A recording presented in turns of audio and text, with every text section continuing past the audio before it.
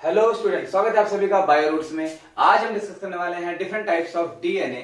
तो with this hope that you all are doing well in your study. आओ शुरू करते हैं अपना आज का ये वीडियो लेक्चर। तो जैसा कि हमने लास्ट लेक्चर में जाना था कि डीएनए का स्ट्रक्चर कैसा होता है, अब हम डीएनए के टाइप्स को देखेंगे। देखो, हमारे पास जो डीएनए के टाइप हैं वो कौन कौन से हैं। सबसे पहला जो डीएनए है उसको बोलेंगे DNA A, then DNA B, C, D and DNA Z. तो टोटल हमारे पास 5 तरह के डीएनए होते हैं। 5 तरह के डीएनए में सबसे कॉमन डीएनए जो हमें पढ़ना है और जो पाया जाता है वो सबसे कॉमन डीएनए है B DNA. This is most common DNA. Now अब आगे की डिटेलिंग को पढ़ने के लिए हमें एक टर्म को समझना होगा which is known as a pitch. What is a pitch? अगर देखो इसको डेफिनेशन के अकॉर्डिंग लिखेंगे तो it is the length, it is the length of DNA which is required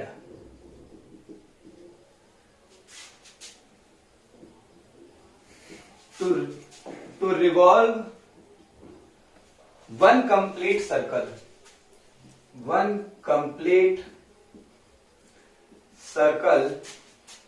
around its own axis. देखो होता क्या है, अगर हम डीएनए की बात करते हैं तो डीएनए जैसा कि हम जानते हैं कि स्पाइरल है, हेलिकल फॉर्म में है। तो अगर एक डीएनए को हम इस मार्कर के तरफ से सपोज करके देखें, मान लेते हैं यहां से नीचे से डीएनए ऐसे हेलिक्स बनाना शुरू कर रहा है, तो ये स्पाइरल सीढ़ी की तरह है। जैसे हमारी स्पाइरल सीढ़ी होती है, नीचे से इस तरह से गोल गोल चलती है, डीएनए भी कुछ इस तरीके से हेलिक्स होता है, पर उसका हेलिक्स राइट हैंड हेलिक्स होता है। जो हमारा डीएनए है बी डीएनए, इसका जो हेलिक्स है, सबसे पहली बात जो हम जान रहे हैं कैसा हेलिक्स है, this is right hand helix. Right hand helix का मतलब ये डीएनए इस तरह से होगा, कुछ ऐसे। अब अगर ये हमारा डीएनए का इमेजिनरी एक्सिस जिसके अराउंड डीएनए रिवॉल्व करने वाला है, तो ये जो कर्व लेगा वो कर्व राइट की तरफ लेगा, इस तरह से। यहां से इस पॉइंट से शुरू कर रहा है, इधर कर्व लेगा और घूम करके वापस अपने उसी साइड पे आएगा जिस साइड से इसने अपनी कर्व को या अपनी अपनी हेलिकिंग को शुरुआत किया था। तो जिस पॉइंट से, जिस फेस से, जिस प्लेन से इसने अपने आप को हेलिक्स करना शुरू किया था, वापस उस फेस पे घूम के आएगा। जितना डीएनए यहां से वापस घूम के इस तरफ आने में लगा, यही है एक पिच ऑफ द डीएनए। यानी कि it is the length of DNA which is required to revolve one complete circle around its axis. अपने एक्सिस पर एक कंप्लीट चक्कर लगाने में जितना डीएनए यूज हुआ, वही क्या होता है, डीएनए की एक पिच होती है। अब जो हमारा बी डीएनए है, इसकी एक पिच में तकरीबन 10 बेस पेयर होते हैं।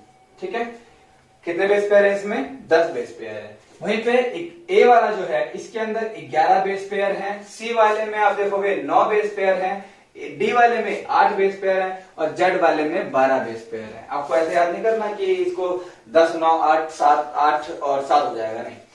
जेड वाले का आपको याद रखना है, इसमें 12 हैं, बाकी सिंपल है ए बी सी डी 10, 9, 8, 7 या 11, 10, 9, 8, 9।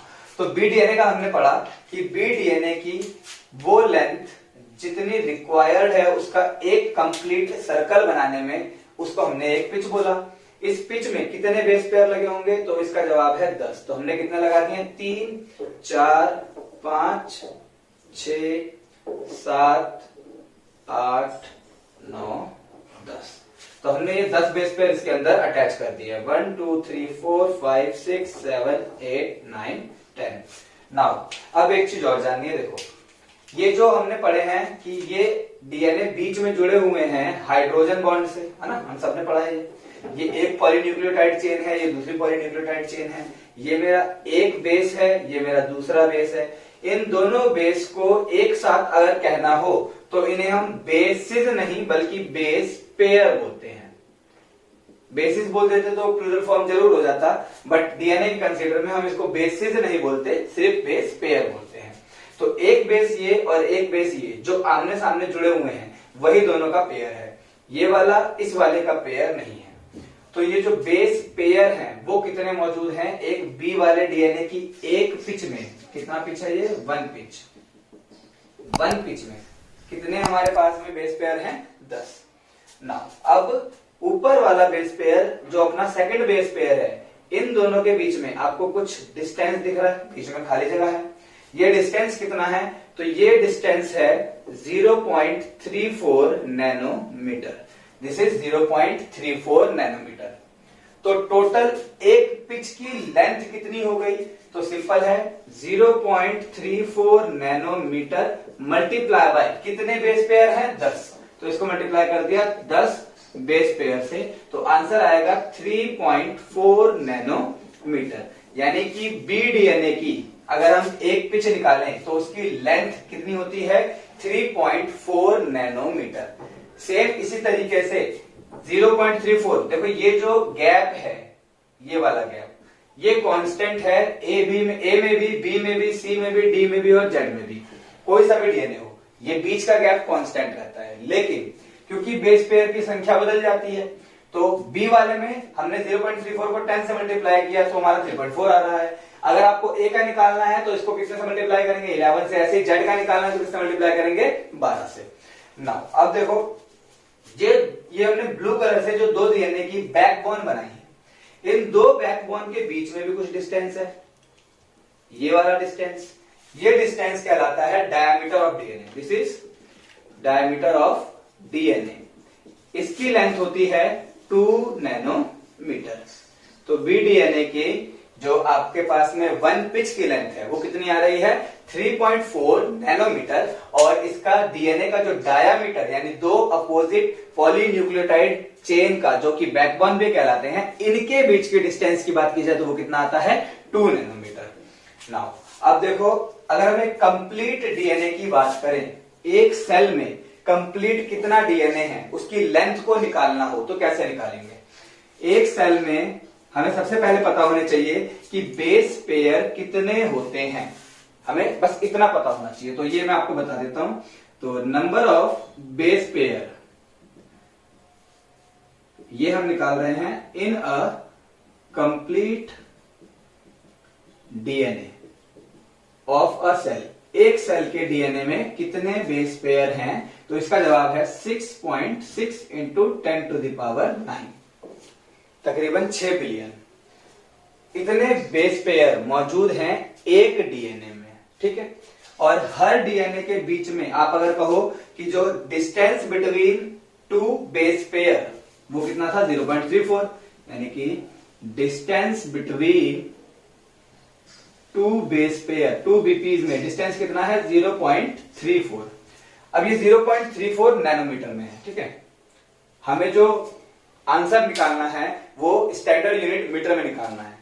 एक नैनोमीटर में कितने मीटर होते हैं, या एक मीटर में कितने नैनोमीटर होते हैं, पहले ये समझ लेते हैं। देखो, एक मीटर के अगर हम 1 बिलियन पार्ट्स कर दें, 1 बिलियन पार्ट्स कर दें, तो जो एक पार्ट होगा 1 बिलियन का, कोई एक पार्ट, ये एक पार्ट जो बना ये कहलाएगा 1 नैनोमीटर।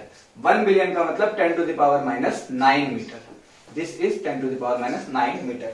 यानी कि जो भी नैनोमीटर में लिखा है उसको मल्टीप्लाई कर दिया जाए 10 टू द पावर 9 से, तो ये अपने आप किस में कन्वर्ट हो गया है? अब मीटर में। दरअसल अब ये नैनोमीटर नहीं कहलाएगा, ये कहलाएगा मीटर।